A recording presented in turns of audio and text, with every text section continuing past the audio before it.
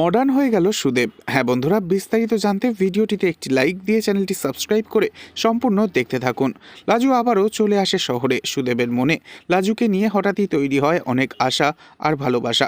সুদেবের বিশ্বাস, লাজু যেভাবে ভালো রেজাল্ট করে গায়ের মুখ উজ্জ্বল করেছে, আগামী দিনে ডাক্তার হয়ে লাজু সুদেবেরও নাম উজ্জ্বল করবে।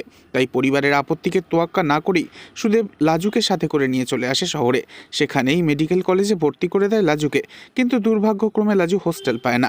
অনুভব লাজুকে নিজের বাড়িতে থাকতে দেয় ঠিকই, তবে আবারও লাজুকে চ্যাটার্জি বাড়িতে দেখে বনলতা এবং চ্যাটার্জি বাড়ির অনেকেই ভীষণ রেগে যায়। লাজু থাকতে শুরু করে চ্যাটার্জি বাড়িতে ঠিকই, কিন্তু সুদেব সে পড়ে থাকে সেই গ্রামে। আবারও একা হয়ে যায় সুদেব। সুদেবের বারবার মনে পড়তে থাকে লাজুর কথা। ঠাম্মির ঘরেতে লাজু আজ সুদেবের সাথে বসে ফোনেতে কথা বলতে থাকলে ঠিক তখনই ঠাম্মি বুঝতে পারে সুদেব ফোনেতে কাঁদছে।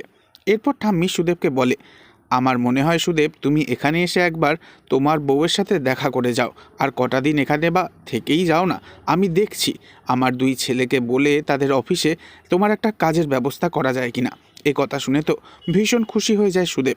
তবে ফোনটা রেখে দিয়ে লাজু ঠাম্মিকে বলে, ঠাম্মি তুমি ওকে আবার ডাকছো কেন? আবারও তো এই বাড়িতে অশান্তি হবে ও এলে। তখন ঠাম্মি বলে, সুদেব তোর স্বামী, ও যদি এই বাড়িতে আসে তখন কেউ আর তোর দিকে আঙুল তুলতে পারবে না। তবে কি ঠাম্মি ঠিক কাজ করছে তা জানা যাবে কিন্তু আগামী দিনে।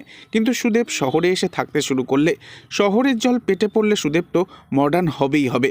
তবে কি ঠাম্মি ঠিক সিদ্ধান্ত নিচ্ছে সুদেবকে শহরে নিয়ে এসে, নাকি উল্টে অনুভব এবং লাজুর মেলামেশা দেখে এবার ভীষণই কষ্ট পাবে সুদেব? নেক্সট আপডেট নিয়ে ফিরছি খুব শীঘ্রই। ততক্ষণের জন্য সাবস্ক্রাইব করে আমাদের সাথেই থাকবেন। ধন্যবাদ।